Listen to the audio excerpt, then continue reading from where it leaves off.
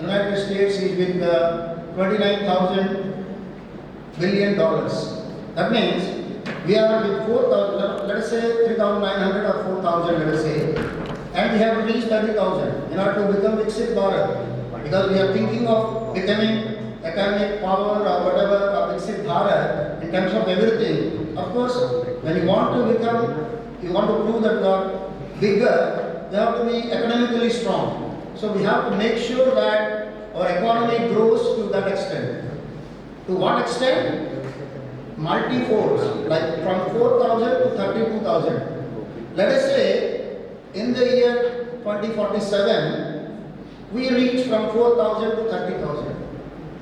Do you think that US and China will keep silent? They will be with 30,000 only. That 30,000 will become 60,000 by the time. That means our target is from 4,000 we have to reach $60,000 billion. That is the GDP target. Then only we can consider ourselves as Viksit Bharat. So that is the point. That's why now another important point here. In GDP, what is the major sector that is playing a vital role? Around 52% is coming from services sector.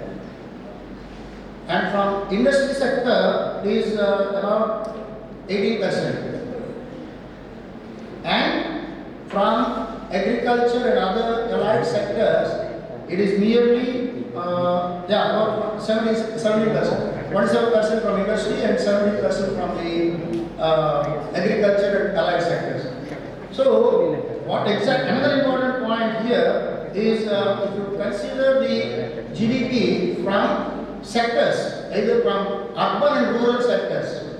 So the GDP is coming from urban sector mostly, which means about 60% of GDP is coming from urban sector.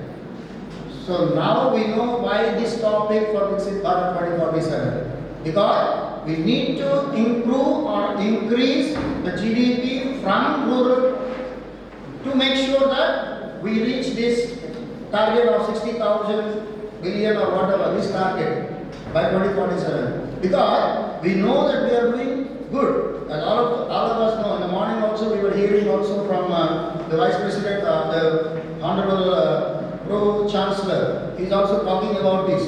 That means now we have reached from 5th position to 3rd, 4th position, and then we are going to move. All this is happening. But is it enough? It is not enough. We need to become Viksit Bharat. Means we have to make sure that we reach this target.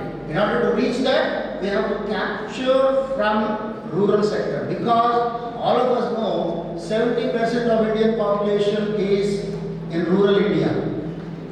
If they grow, if they become economically strong, then only we can consider that India will become economic power or whatever.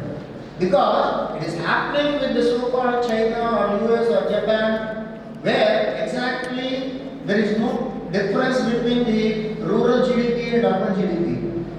But whereas when it's coming to India, the GDP of urban is increasing, whereas it is low at the so-called rural India.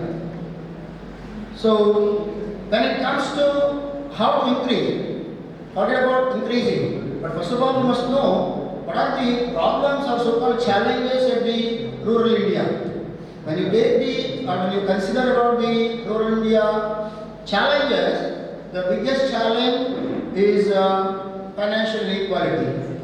And of course, electricity is also another one, food infrastructure, coming to the so-called unemployment or so-called employment opportunities in rural India. All these are becoming problems from the rural India perspective.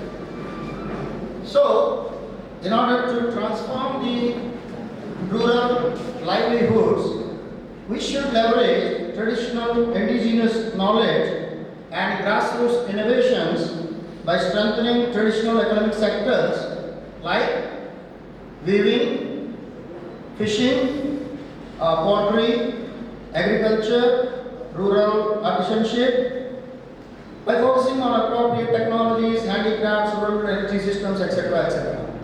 That means what? To understand very clearly, all of you are familiar with Athrayapuram. Any famous Andi?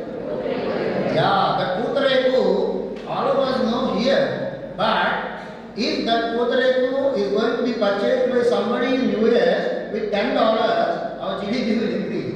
So for that purpose, how to do marketing, how to do so-called online marketing or whatever. And similarly, some of you may be knowing the Kondapalli, Vinara, Etkopaka, Vinara. What is that? We have in Ankarpalli district, I think Etkopaka is there, where the toys are made. Similarly, in Kondapalli also the toys with the material. If that can be purchased by somebody in West by spending in dollars, yes, that will grow the so-called, and of course all of us know the Kakinada. Famous for? Yes, all of you know better than me. Yeah, and we have Mangalagiri, famous for? This is what is rural India, and this is where we have so much strength, which we need to make sure that which becomes or turns into growing the so-called economy or GDP. That can be done, that has to be done. So if you are forcing or if you are focusing on so-called Viksit Bharat 2047, by that time, whatever is available at the rural must be purchased by somebody in the West. So for that purpose, what kind of technologies we need to introduce, what kind of online platforms we have to build. This is what is the need of the hour. So that is the purpose of this particular session, and we are very fortunate to have people, as already mentioned. So with this brief introduction, so now I understand, I believe that all of you understand that what is the purpose of this session. So for that purpose, I would like to invite Dr. Ashok Mandalji to hear the vision plan from him. Dr. Ashok Mandalji, the Director of NID. Please, sir.